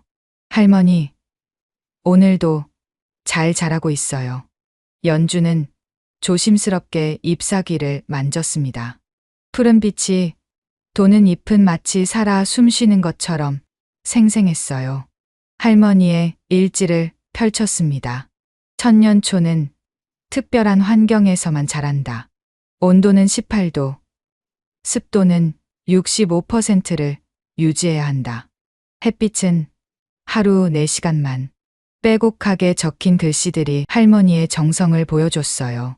연주는 온도계를 확인했습니다. 17.5도, 조금 올려야겠네. 작은 난로에 불을 지폈어요. 그때 휴대폰이 울렸습니다. 준서였어요. 여보, 지금 당장 이야기해야 할 게 있어. 준서의 목소리가 떨리고 있었습니다. 평소와 달리 흥분한 것 같았어요. 무슨 일이에요? 천천히 말해요. 우리 회사에서 3년째 개발 중인 신약이 있어. 암 치료제인데. 준서가 잠시 숨을 고른 후 말을 이었어요. 연구팀이 마침내 핵심 성분을 찾았어. 그런데 그게 뭔데요? 연주의 심장이 빨라졌습니다. 천년초야. 당신이 키우는 그 천년초. 순간 연주의 손에서 전화기가 미끄러질 뻔했어요. 어떻게 그걸? 연구팀이 우연히 고문원에서 발견했대. 천년초가 암세포를 억제하는 특별한 성분을 가지고 있다고. 연주는 다리에 힘이 풀려 바닥에 주저앉았습니다. 할머니가 평생 지켜온 비밀이 드러나는 순간이었어요. 하지만 문제가 있어. 천년초는 이미 멸종됐다고 알려져 있거든. 준서의 말이 계속됐습니다. 그런데 내가 당신 창고에서 본 그 약초, 혹시 그게 천년초 아니야? 연주는 한참을 망설였어요. 그리고 작은 목소리로 대답했습니다. 맞아요. 전화 너머로 준서의 놀란 숨소리가 들렸어요. 정말? 진짜 천년초를 키우고 있었어? 할머니가 50년 동안 비밀로 지켜오신 거예요. 연주의 목소리가 떨렸습니다. 내일 연구팀을 데리고 갈게. 괜찮지? 연주는 천년초를 바라봤어요. 할머니의 목소리가 들리는 것 같았습니다. 언젠가는 세상이 이 약초의 가치를 알게 될 거야. 네, 괜찮아요. 다음 날 아침 검은 승용차 3대가 산길을 올라왔습니다. 연주는 한의원 앞에서 기다리고 있었어요. 차에서 내린 사람들은 모두 흰 가운을 입은 연구원들이었습니다. 안녕하세요, 서연주 한의사님. 저는 김철수 연구소장입니다. 중년의 남자가 정중하게 인사했어요. 환영합니다. 연주가 창고로 안내하자 연구원들의 표정이 진지해졌습니다. 비밀 저장고의 문이 열리는 순간, 오 마이 갓. 젊은 연구원이 감탄사를 터뜨렸어요. 정말 천년초입니다. 살아있는 천년초라니. 연구원들이 흥분하며 사진을 찍기 시작했습니다. 김 소장이 연주에게 다가왔어요. 어떻게 이런 환경을 만드셨습니까? 온도와 습도가 완벽해요.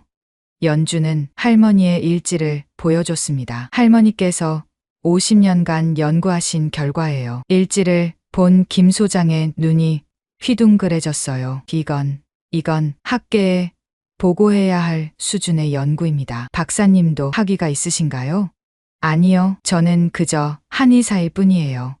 연주가 겸손하게 대답했습니다. 하지만 김 소장은 고개를 저었어요. 학위가 뭐가 중요합니까? 이런 연구 결과를 만들어낸 것 자체가 놀라운 업적입니다. 한 연구원이 천년초 잎을 현미경으로 관찰하며 소리쳤어요. 세포 구조가 놀랍습니다. 일반 약초의 10배 이상 활성 성분이 들어있어요. 연주는 뿌듯함을 느꼈습니다. 할머니의 노력이 인정받는 순간이었으니까요. 저 한의사님, 제안이 있습니다. 김 소장이 진지한 표정으로 말했어요. 저희와 함께 연구해 주실 수 있을까요? 물론 정당한 대가를 드리겠습니다. 연주는 잠시 생각했어요. 저는 여기를 떠날 수 없어요. 환자들이 있고 약초들을 돌봐야 하니까요. 물론입니다. 저희가 이곳으로 오겠습니다. 필요한 장비도 모두 지원하겠습니다. 준서가 연주의 손을 잡았어요. 여보, 좋은 기회야. 연주는 천년초를 바라봤습니다. 잎사귀가 바람에 살랑살랑 흔들렸어요. 마치 할머니가 고개를 끄덕이는 것 같았죠. 좋아요. 함께 연구하겠습니다. 연구원들이 한 호성을 질렀어요. 그날 오후 연구팀은 천년초 샘플을 조심스럽게 채취했습니다. 연주가 직접 방법을 알려줬어요. 잎은 이렇게 45도 각도로 잘라야 해요. 그래야 다시 자라날 수 있거든요. 연구원들은 연주의 말 하나하나를 놓치지 않으려 메모했습니다. 뿌리는 절대 건드리면 안 돼요. 천년초는 뿌리가 다치면 죽어버려요. 네, 알겠습니다. 젊은 연구원이 대답했어요. 그의 눈은 존경심으로 가득했습니다. 저녁이 되어 연구팀이 떠난 후 연주와 준서는 마당에 앉았어요. 신기하다. 당신이 이런 보물을 숨기고 있었다니. 준서가 웃으며 말했습니다. 숨긴 게 아니에요. 그저 때를 기다렸을 뿐이죠. 연주가 하늘을 올려다봤어요. 별이 하나둘 떠오르고 있었습니다. 할머니가 늘 말씀하셨어요. 모든 것에는 때가 있다고. 현명한 분이셨네. 준서가 연주의 어깨를 감쌌어요. 2달 후에 신약 발표회가 있어. 당신도 꼭 와줘. 저요? 왜요? 당신이 주인공이니까. 천년초가 없었다면 이 신약도 없었을 거야. 연주의 뺨이 붉어졌어요. 전 그런 자리에 동창회와는 달라. 이번엔 당신이 진짜 주인공이 될 거야. 준서의 말에 연주는 가슴이 두근거렸습니다. 두려움과 기대가 동시에 밀려왔어요. 그날 밤 연주는 할머니 사진 앞에 앉았습니다. 할머니, 제가 잘하고 있는 걸까요? 사진 속 할머니는 여전히 온화하게 웃고 있었어요. 연주는 서랍에서 낡은 편지를 꺼냈습니다. 할머니가 돌아가시기 전에 남긴 편지였죠. 사랑하는 연주에게. 천년초는 우리 가문의 비밀이자 보물이다. 하지만 진짜 보물은 약초가 아니라 그것을 지키고 가꾸는 내 마음이란다. 언젠가 세상이 천년초의 가치를 알게 될 때 당당하게 나서렴. 넌 그럴 자격이 있으니까. 할머니가 편지를 읽는 연주의 눈가가 촉촉해졌습니다. 할머니, 이제 시작인 것 같아요. 창밖으로 바람이 불었어요. 천년초 잎사귀들이 살랑살랑 춤을 췄습니다. 마치 축하하는 것처럼. 연주는 깊게 숨을 들이쉬었어요. 2달 후에 발표회. 그곳에서 무슨 일이 일어날까요? 하지만 이번에는 두렵지 않았습니다. 진실은 언젠가 빛을 보는 법이니까요. 연주는 창고 문을 닫고 집으로 돌아갔어요. 내일도 새벽에 일어나 천년초를 돌봐야 했습니다. 그것이 할머니와의 약속이었고 이제는 세상과의 약속이 되었으니까요. 서울 코엑스 그랜드 볼룸. 연주는 깊게 숨을 들이쉬며 거대한 건물을 올려다봤습니다. 수백 명의 의료계 인사들이 모인다는 신약 발표회장이었어요. 긴장돼? 준서가 연주의 손을 꼭 잡았습니다. 조금요. 사실은 많이 떨렸어요. 가슴이 쿵쿵 뛰어 목소리까지 떨릴 것 같았습니다. 오늘 연주는 남색 정장을 입었어요. 준서가 선물한 것이었죠. 당신은 오늘 주인공이니까 가장 멋진 모습이어야 해. 그의 말이 떠올랐습니다. 로비에 들어서자 이미 많은 사람들이 모여 있었어요. 의사들, 약사들, 언론인들 모두가 오늘 발표될 신약에 관심을 보이고 있었죠. 저기 VIP석으로 가요. 준서가 연주를 안내했습니다. 그때였어요. 어머, 저 사람. 익숙한 목소리가 들렸습니다. 연주가 돌아보니 한지원이 서 있었어요. 명품 드레스를 입은 지원의 표정이 굳어졌습니다. 서연주, 여기 왜? 옆에는 민서영과 조은비도 있었어요. 세 사람 모두 놀란 표정이었죠. 아, 우리 아들이 여기 연구원이거든. 지원이 재빨리 말했어요. 그래서 VIP 초대를 받았어. 너는? 연주가 대답하기 전에 준서가 나섰습니다. 제 아내는 오늘 행사의 특별 게스트입니다. 특별 게스트? 서영이 코웃음을 쳤어요. 설마 약초 전시라도 하는 거야? 세 사람이 키득거렸습니다. 연주는 아무 말도 하지 않았어요. 곧 모든 게 밝혀질 테니까요. 발표회장에 들어가자 무대 위 거대한 스크린이 보였습니다. 혁신, 신약 발표회, 암 정복의 새로운 희망. 연주는 맨 앞줄 VIP석에 앉았어요. 뒤를 돌아보니 지원 일행은 몇 줄 뒤에 앉아 있었습니다. 여전히 수근거리는 소리가 들렸죠. 저 시골 한의사가 왜 VIP석에? 조명이 어두워지고 발표회가 시작됐습니다. 준서가 무대 위로 올라갔어요. 스포트라이트를 받은 그의 모습은 자신감으로 가득했습니다. 안녕하십니까. K-팜 제약 대표 강준서입니다. 박수 소리가 울렸어요. 오늘 저희가 발표할 신약은 암 치료의 패러다임을 바꿀 획기적인 약입니다. 스크린에 그래프와 데이터가 나타났습니다. 3년간의 연구 끝에 우리는 암세포만 선택적으로 공격하는 천연 성분을 발견했습니다. 청중들이 집중하기 시작했어요. 그 핵심 성분은 바로 준서가 잠시 멈췄습니다. 천년초입니다. 순간 장내가 술렁였어요. 천년초, 그게 실존하는 약초였어? 멸종된 줄 알았는데 준서가 손을 들어 조용히 시켰습니다. 네, 저희도 처음엔 불가능하다고 생각했습니다. 하지만 스크린이 바뀌었어요.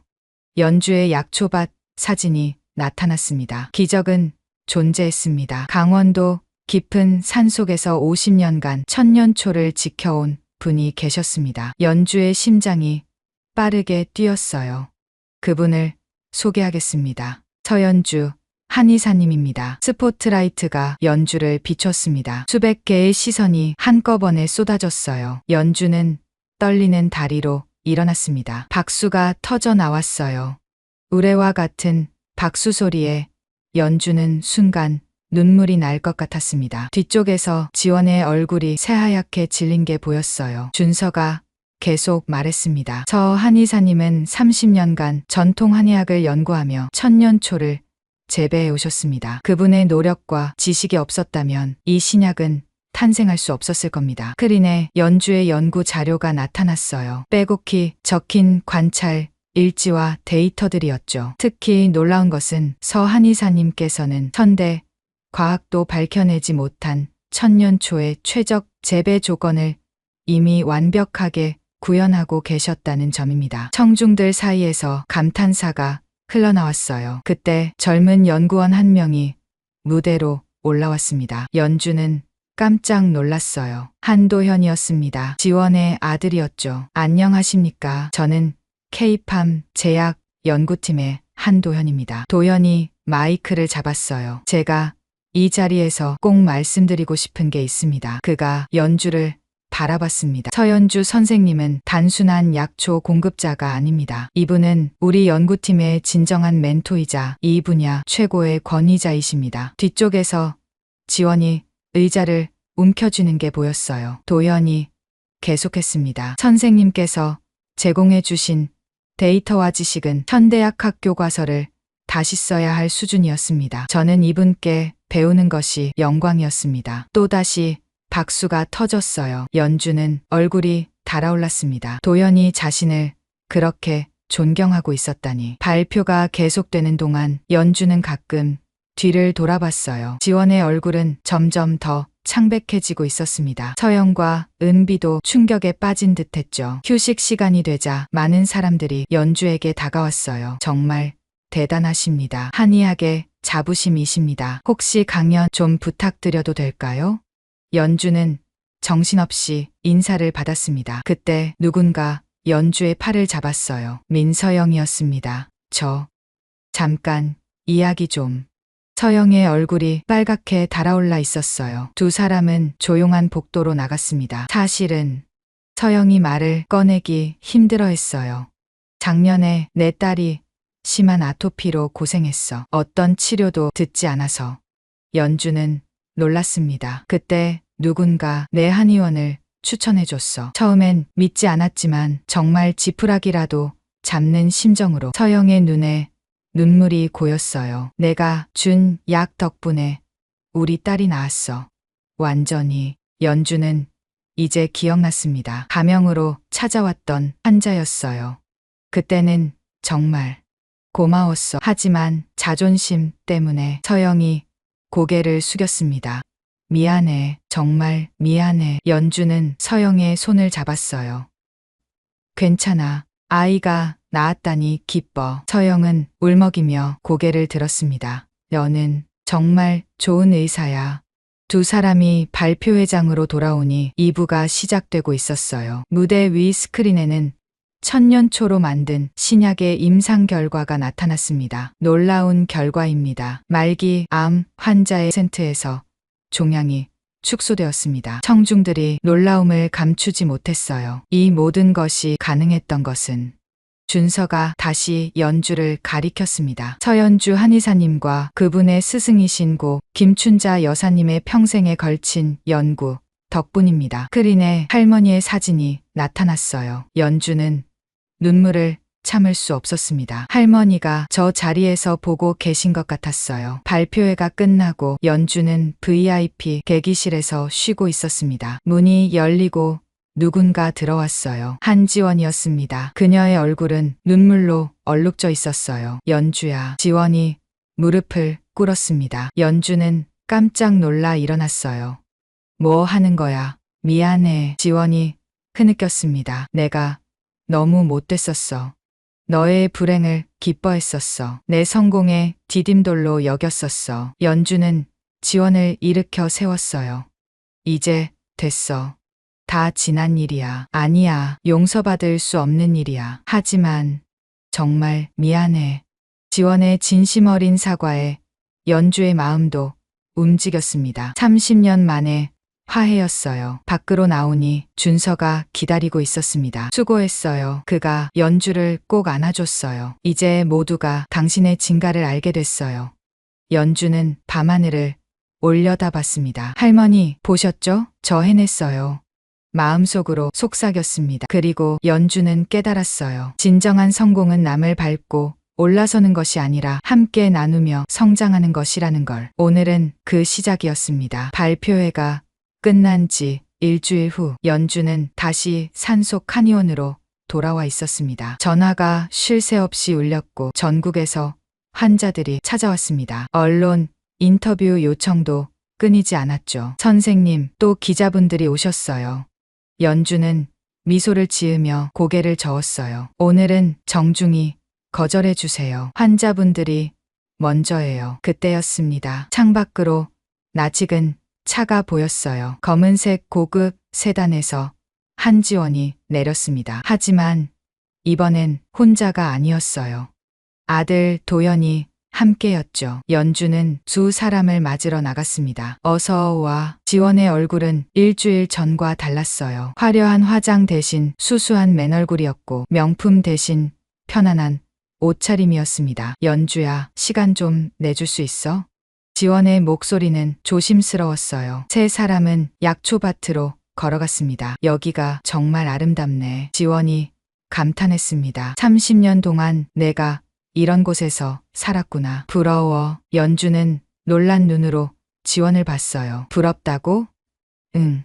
진짜로. 지원이 깊게 숨을 쉬었습니다. 난 30년 동안 남들에게 보여주기 위해 살았어. 명품, 돈, 지위, 그런 것들만 쫓았지. 그녀의 목소리에 후회가 묻어났어요. 하지만 넌 달랐어. 진짜 가치 있는 일을 해왔잖아. 연주는 지원의 손을 잡았습니다. 누구나 자기 길이 있는 거야. 그때 도연이 앞으로 나섰어요. 선생님. 그가 갑자기 무릎을 꿇었습니다. 뭐 하는 거예요? 연주가 놀라 도연을 일으키려 했지만 그는 고개를 숙인 채 말했어요.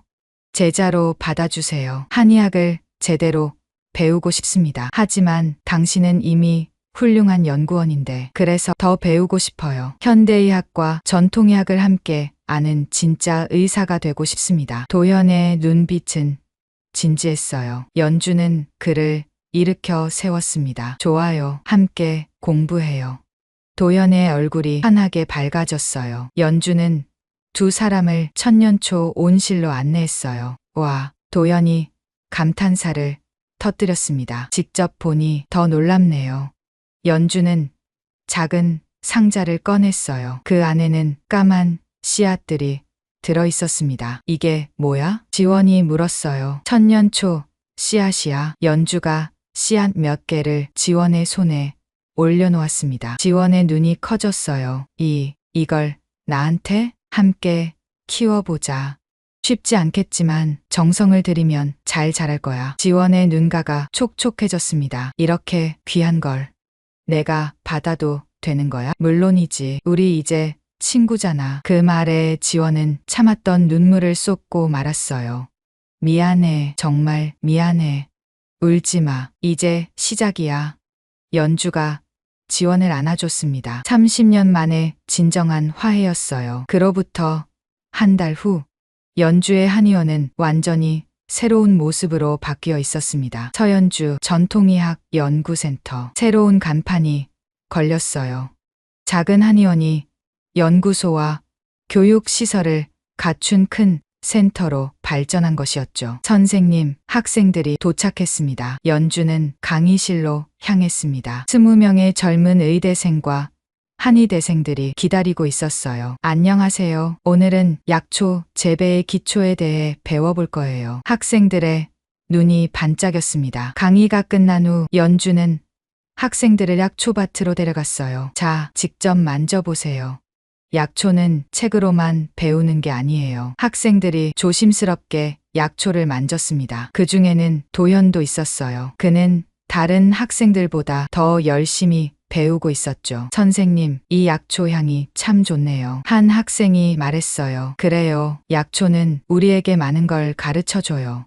인내심, 정성, 그리고 생명의 소중함을요. 저녁이 되어 학생들이 돌아간 후 연주는 센터 옥상에 올라갔어요. 그곳에는 작은 정원이 있었습니다. 지원이 키우는 천년초 화분이 놓여 있었죠. 잘 자라고 있네. 뒤에서 준서의 목소리가 들렸어요. 연주가 미소 지었습니다. 당신도 대단해. 이렇게 큰 센터를 만들다니 혼자 한 게 아니에요. 모두가 도와줬어요. 연주는 석양을 바라봤어요.